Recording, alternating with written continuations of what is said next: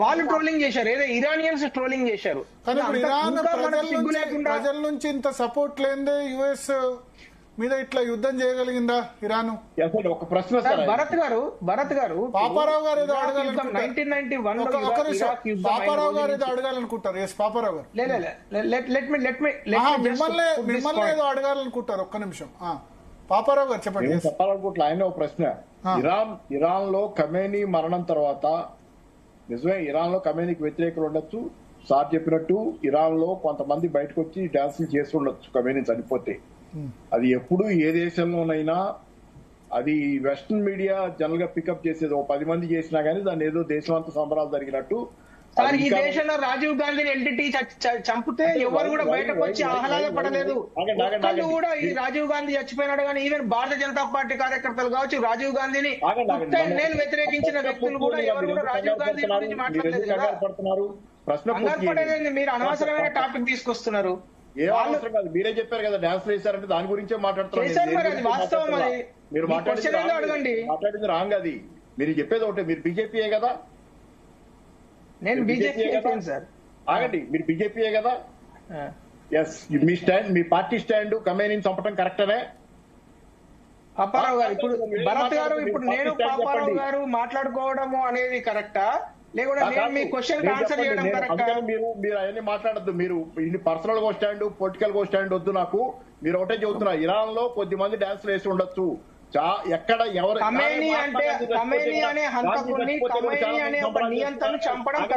భారతదేశంలో కూడా గాంధీ చచ్చిపోతే చాలా మంది సంబరాలు చేసుకున్నారని చెబుతారు. ఎంతమంది చేసుకున్నారు? చేసుకోలేదండి. తప్పది, తప్పు ఎవరు చేసుకోలేదు. అంటారు. అది అబద్ధాలు మాట్లాడొద్దండి, అబద్ధాలు మాట్లాడకండి పాపారావు గారు. అంత మాత్రాన్ని ఇరాన్ మొత్తం ఖమేనీ చచ్చిపోతే చేసుకుంది, డాన్స్లు వేశారు. ఏం కాదు అది. ఇరాన్ మొత్తం ఏకమైంది ఖమేనీ చచ్చిపోయిన తర్వాత. ఇది నిజం.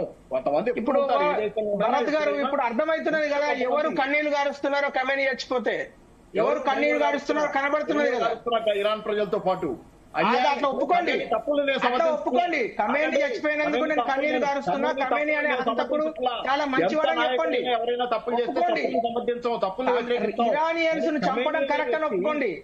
దమ్ముంటే ఒప్పుకోండి. పాపారావు గారు ఇరాన్ లో 30,000 మందిని 45 రోజులలో ఘోరంగా చంపడం కరెక్ట్ అని ఒప్పుకోండి. దమ్ముంటే ఎవరు రెచ్చగొట్టారు దాన్ని? ఎవరు రెచ్చగొట్టారు? దమ్ముంటే ఒప్పుకోండి సార్. మీరు దమ్ముంటే పాపారావు గారు ఇప్పుడు నేను అడుగుతున్నా కదా, మీరు దమ్ముంటే మీ విశ్లేషకుడా, మీరు కమ్యూనిస్ట్ పార్టీ నాయకుడా? మీరు కమ్యూనిస్ట్ పార్టీ నాయకుడా? ఇప్పుడు నేను కమ్యూనిస్టే కాదు, నేను పార్టీలో లేను. కమ్యూనిస్టే కదా, ఒప్పుకోండి. ఇరాన్ లో 30,000 మందిని 30,000 మందిని నరకడం కరెక్ట్ అని ఒప్పుకోండి దమ్ముంటే. పార్టీలో ఒక్క మాట ఆగండి. ఇరాన్ లో 40,000 మందిని చంపడం కరెక్ట్ అని ఒప్పుకోండి. మొత్తం డైవర్ట్ చేస్తుంది ఇరాన్ లో. అట్లా కాదండి, మీరు ఒప్పుకోండి. మీరు ఒప్పుకోండి సార్, మీరు కమ్యూనిస్టే కదా, మీరు ఒప్పుకోండి. ఇరాన్ లో ఇరాన్ లో 30,000 మందిని అమాయకులను చంపడం కరెక్ట్ అని ఒప్పుకోండి. చెప్తున్నా, అదే చెప్తున్నా. 30,000 మందిని చంపడం కరెక్ట్. మీరు అడిగారు, నేను చెప్పాలి కదా. 30,000 మంది చెప్పండి మరి. ఆగండి, ఆ నెంబర్ మీరు ఇచ్చిందా? ఎవరిచ్చింది? మీకు ఎవరిచ్చారు ఆ నెంబరు? ఒక ప్రశ్న. రెండో ప్రశ్న ఏంటంటే ఇరాన్ లో ఆర్థికంగా సమస్యలు పెరిగి ధరలు పెరిగి జనాలు ఆందోళన చేశారు. చేసిన ఆందోళనని అమెరికా రెచ్చగొట్టిందా లేదా? ట్రంప్ రెచ్చగొట్టాడా లేదా?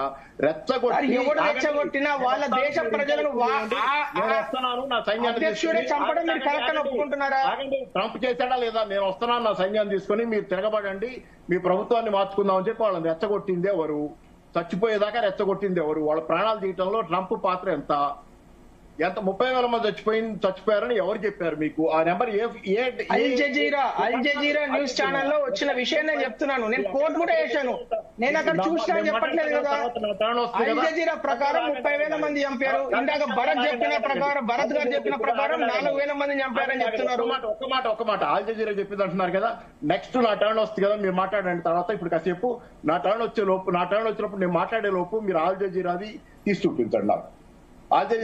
ఇప్పుడు భరత్ గారు 4,000 మంది చంపారని చెప్పారు, చెప్పండి. సరే అంటే ఇక్కడ ఓకే నేను అనేది ఒకటి ఒక విషయం ఒక విషయం ఇక్కడ ఒక విషయం దేశ ప్రజలు 30,000 మంది చంపడం కరెక్ట్ అని ఒప్పుకుంటున్నారు. నేను చెప్పేది ఏంటంటే ఖమేనీ అనే వ్యక్తి నియంత, నో డౌట్. అతను ఇస్లామిక్ విప్లవం పేరు చెప్పి స్త్రీలను అంచివేశాడు, నో డౌట్. అది ఒప్పుకుంటా సార్, అభ్యంతరాలన్నీ దానిలో డౌట్ లేదు. కానీ అతను చనిపోయిన తర్వాత సంబరాలు చేసుకున్నారేమో, కానీ అదే సమయంలో ఏం జరిగిందంటే చిన్నపిల్లలు చనిపోవడం, దానివల్ల యూనైట్ అయిపోయారు అమెరికాకు వ్యతిరేకంగా. సంబరాలు చేసుకొని ఉంటారు, సంబరాలు చేసుకొని ఉంటారు. మీరు అడిగిన ప్రశ్న ఏంది? సామాన్యులు చనిపోవడం వల్ల అమెరికా మీద కూడా America. We are not advocates of America. Very clear Bharat garu. We are see neither America is our friend nor anybody is our friend. We are ఇద్దరు ఫ్రెండ్సే మనకు. America friends, Iran friend. మారడం అనేదే మనకు కావాల్సింది. అమెరికా ఫ్రెండ్, ఇరాన్ ఫ్రెండ్, ఇద్దరు ఫ్రెండ్సే యాక్చువల్లీ.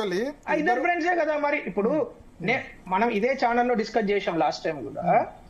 భారతదేశంలో మార్చి 5వ తారీఖు ఇరానియన్ ఫారిన్ మినిస్టర్ ఉన్నాడు, ఇజ్రాయెల్ ఫారిన్ మినిస్టర్ కూడా ఉన్నారు. అందరితో మనం మాట్లాడుతున్నాం. ఇరాన్ ప్రెసిడెంట్ తో మోడీ గారు మాట్లాడుతున్నారు, ఇజ్రాయెల్ ప్రధానమంత్రితో కూడా మోడీ గారు మాట్లాడుతున్నారు.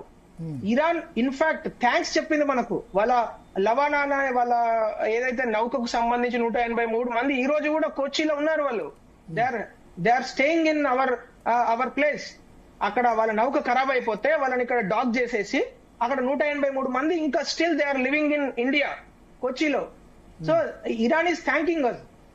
ఇక్కడ అమెరికా ట్రంప్ చేసిన ఏదైతే యుద్ధాన్ని, దాడులను ఎవ్వరు కూడా సపోర్ట్ చేయట్లేదు. We are definitely opposing it.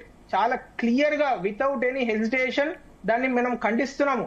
అట్లా చేయడం తప్పు. కానీ ఇక్కడ సమస్య ఏంటంటే ప్రధానమంత్రి మోడీ గారు ఏవైతే విషయాలు చెప్పారో అది భారతదేశానికి, భారత సమాజానికి, వేరే దేశాలలో ఉండే భారతీయులకు సంబంధించిన విషయాలు.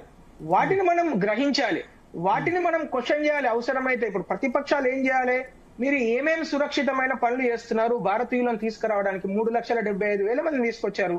లేదు ఇది సరిపోదు, ఇంకొక 1,00,000 మందిని పట్టుకురావాలి. అది మీరు చేయాల్సిన పని. అది కాకుండా అయ్యో ఖమేనీ చచ్చిపోయాడు అదే సార్ మనం మాట్లాడాల్సింది. సోనియా గాంధీ గారు చాలా ఇబ్బంది పడి ఆమె ఇంత పెద్ద లెటర్ రాశారు. వెంటనే ఖమేనీ అనే ఒక గొప్ప అద్భుతమైన వ్యక్తిని ఎట్లా చంపారు అనే విషయం మీద. అదే భారతదేశంలో భారతీయులు 13 దేశాలలో దాదాపు 1 కోటి మంది ఉన్నారు. మరి వారి గురించి ఎందుకు కన్నీరు గార్చలేదండి? ఇప్పుడు వీళ్ళందరూ మాట్లాడుతున్నారు కదా కమ్యూనిస్టులు. నిజంగా సిగ్గుంటే ఈ దేశ ప్రజలు కోటి మంది వేరే దేశాలలో, ఈ దేశాలలో వెస్టర్న్ పశ్చిమాసియా దేశాలలో బతుకుతున్నారు. వాళ్ళని ఎట్లా సురక్షితంగా మీరు ఉంచుతున్నారు మోడీ గారు అని క్వశ్చన్ చేయండి దమ్ముంటే. అది మీరు క్వశ్చన్ చేయాల్సింది. అది వదిలిపెట్టి మీరు ఏం మాట్లాడుతున్నారండి? మీరు దేని గురించి మాట్లాడుతున్నారు? అరే ఖమేనీని చంపాడు, ఇంకోని చంపాడు. మీకేం సార్? మన భారతీయులు మీకు ఇంపార్టెంటా లేకుంటే మీకు ఖమేనీ ఇంపార్టెంటా? మీరు భారతీయుల యొక్క రక్షణ గురించి క్వశ్చన్ చేయండి, దాని గురించి క్వశ్చన్ చేయండి సార్. ఇప్పుడు ఈ రోజు 3,75,000 మందిని తీసుకొచ్చినాము. లేదు ఇంకొక 60,000 మంది అక్కడ టెహరాన్ లో ఉన్నారు, వాళ్ళని వెంటనే కోమ్ కు పంపిమ్మని దమ్ముంటే చెప్పండి. అట్లాంటి సజెషన్స్ ఇవ్వాలా? లేకుంటే దాన్ని ఛాలెంజ్ చేయాలి అవసరమైతే. దాని గురించి మీరు గవర్నమెంట్ ను క్వశ్చన్ చేయాలి, ఫారిన్ మినిస్టర్ ను క్వశ్చన్ చేయాలి, ప్రధానమంత్రిని క్వశ్చన్ చేయాలి. అంతేగాని మీరు ఖమేనీ గురించి లేకుంటే ఖమేనీ కొడుకు గురించి సార్ క్వశ్చన్ చేయండి. అయ్యా మీరు దయచేసి నేను చేతులెత్తి దండం పెడతా, మీరు అవ్విటి విషయాలను క్వశ్చన్ చేయండి. అది ఇంపార్టెంట్, అది భారత సమాజానికి ఇంపార్టెంట్, భారతీయులకు ఇంపార్టెంట్. అంతేగాని మీరు అసలు ఏమి సంబంధం లేని ఒక దాని సబ్జెక్టును పదే మాట్లాడుతున్నారు. సో భరత్ గారు, ఇక్కడ నేను just let me conclude without deviation. ఈ రోజు లోక్సభలో ప్రధానమంత్రి మోడీ గారు చాలా కాంప్రిహెన్సివ్ గా అన్ని అంశాల గురించి క్లియర్ గా చెప్పడం జరిగింది. భారతదేశ సెక్యూరిటీ, భారతీయుల యొక్క సురక్షితం రక్షణ, ఆ తర్వాత భారతదేశంలో ఉండే ఎనర్జీ సెక్యూరిటీ, ఈ అంశాల గురించి వారు చెప్పడం జరిగింది. యాజ్ ఫర్ as అమెరికా ఈ రోజు బ్యాకింగ్ అవుట్ గురించి నా కామెంట్ అయితే ఒకటి, వాళ్ళు వాళ్ళ ఎగ్జిట్ రూట్ గురించి వెతుకుతున్నారు గత 10 రోజులుగా. ఈ దిస్ ఈజ్ నేను అనుకున్నాను మొన్న ఈద్ రోజు ఈద్ పేరు మీద రంజాన్ పేరు మీద ఒక 2 రోజులు గ్యాప్ ఇచ్చి ఆ గ్యాప్ నే పొడిగిస్తారేమో అనుకున్నాను. మోర్ ఆర్ లెస్ ఈ రోజు అదే పద్ధతిలో వాళ్ళు కొనసాగుతున్నది. సో మోస్ట్లీ నేనేమనుకుంటున్నానంటే అతి త్వరలో దీనికి ఒక కంక్లూజన్, ఎందుకంటే ఈ యుద్ధం స్టార్ట్ అయినప్పుడు ఇది ఎవరు గెలిచారు ఎవరు ఓడిపోయినారు అనే దానికి డెఫినేషన్ లేదు. ఇప్పుడు అమెరికా గెలిచిందని ఎప్పుడు చెప్తాం? దర్ ఇస్ నో, అమెరికాకి అసలు లక్ష్యం లేదు ఈ యుద్ధం స్టార్ట్ చేయడానికి. ఇజ్రాయెల్ కు లక్ష్యం ఉంది. ఇజ్రాయెల్ ఏం కోరుకున్నది? టెహరాన్ లో అంటే రెజిమ్ చేంజ్ వాళ్ళు ఏదైతే వాళ్ళ లక్ష్యం పెట్టుకున్నారు. అమెరికాకు అటువంటి లక్ష్యం కూడా లేదు. అమెరికా ఏమనుకున్నది? ఫస్ట్ ఒక రోజేమో 2 గంటలలో చేస్తా అన్నారు. తర్వాత సెక్రటరీ అమెరికా కూడా రెజిమ్ చేంజ్ కావాలి, ఖమేనీ పోవాలి, రెండోది న్యూక్లియర్ వెపన్స్ తయారు కావద్దు అన్నది అమెరికా లక్ష్యం కదా. ఇజ్రాయెల్ లక్ష్యానికి అమెరికా లక్షానికి కిమ్ లాంటి వాళ్ళు మరొకరు తయారు కావద్దని అనుకున్నారు. ఉత్తర కొరియా లాంటి వాళ్ళు ఇంకోళ్ళు తయారు కావద్దని అమెరికా అనుకుంది. You are right. See last 25 years గా ఇరాన్ అనే దేశము ఈ యుద్ధం కోసము వెయిట్ చేస్తున్నది. వాళ్ళు ప్రిపేర్ అయి ఉన్నారు. వాళ్ళేమి ఆషామాషిగా అమెరికాకు వదిలిపెడతలేరు. వాళ్ళు ఆషామాషిగా వదిలిపెడతారని కూడా ఎవరు అనుకోలేదు. ఫైటింగ్ స్పిరిట్ నచ్చింది ఇరాన్ ఫైటింగ్ స్పిరిట్ బేస్ అనిపించుకున్నారు 100%. అందుగురించే కదా ఇప్పుడు అమెరికాకు కూడా కొంత బుద్ధి రావాలి అని చాలా దేశాలు దీనిపైన కామెంట్ చేశాయి. ఎందుకు ఇప్పుడు భారతదేశం కూడా వెంటనే అమెరికాకు సపోర్ట్ ఇరాన్ కు సపోర్ట్ ఎందుకు చేయలేదు? మనకు మన దేశం యొక్క ఏమంటారు ప్రయారిటీస్ ఇంపార్టెంట్ కాబట్టి we are equidistant. And when it time comes definitely ఇప్పుడు ఈ రోజు మోడీ గారు చెప్పినట్టు చాలా విషయాల గురించి ఆయన అద్భుతంగా మాట్లాడారు. ఇంకొక విషయం కూడా చెప్పారు వారు. నేను ఈ మొత్తం పశ్చిమాసియా దేశాల అధినేతలతో రెగ్యులర్ గా మాట్లాడుతున్నాను. వాళ్ళ ద్వారా ఈ యుద్ధాన్ని ఆపడానికి ప్రెషర్ కూడా పెట్టిమ్మని చెప్తున్నానని కూడా చెప్పారు వారు ఆ విషయాన్ని కూడా లోక్సభలో చెప్పారు. సో క్లియర్ గా కనబడుతున్నది అన్ని దేశాలు కూడా కోరుకున్నాయి. ఎందుకంటే ఇప్పుడు వీళ్ళు ఏం చేస్తున్నారు? ఇరాన్ వాళ్ళు మిడిల్ ఈస్టర్న్ కంట్రీస్ లో బాంబులు వేస్తున్నారు. ఇన్ఫ్రాస్ట్రక్చర్ ఏదైతే ఆయిల్ ఇన్ఫ్రాస్ట్రక్చర్ ఉందో which is energy for the entire world, that is also getting hit. That's not correct కదా. అది అమెరికాకు కరెక్ట్ కాదు, మనలాంటి ప్రోగ్రెసివ్ కంట్రీస్ కి అయితే అసలే కరెక్ట్ కాదు. Developing at what speed? ప్రపంచ దేశాలు 2%, 2.5% అభివృద్ధి చెందుతున్న టైంలో మనం 7.5%, 8% వెళ్తున్నామంటే మన స్పీడ్ కు మనకు బ్రేక్ వేసినట్టే కదా, ఒక ఏమంటారు స్పీడ్ బ్రేకరే కదా. సో దాన్ని అయితే మనం తట్టుకోలేం కాబట్టి మనం ఖచ్చితంగా ఈ యుద్ధం ఎంత స్పీడ్ గా ఆపాలనే దాని మీద మన ప్రయత్నాలు అన్ని కూడా కొనసాగుతూనే ఉన్నాయి. మోర్ ఆర్ లెస్ నాకు తెలిసి ఇంకా ఇది ఒక కంక్లూజన్ కి వచ్చిందనే మనం నమ్మొచ్చు. పాపారావు గారు, మన కష్టాలు అయితే తీరినట్టేనా? ఇరాన్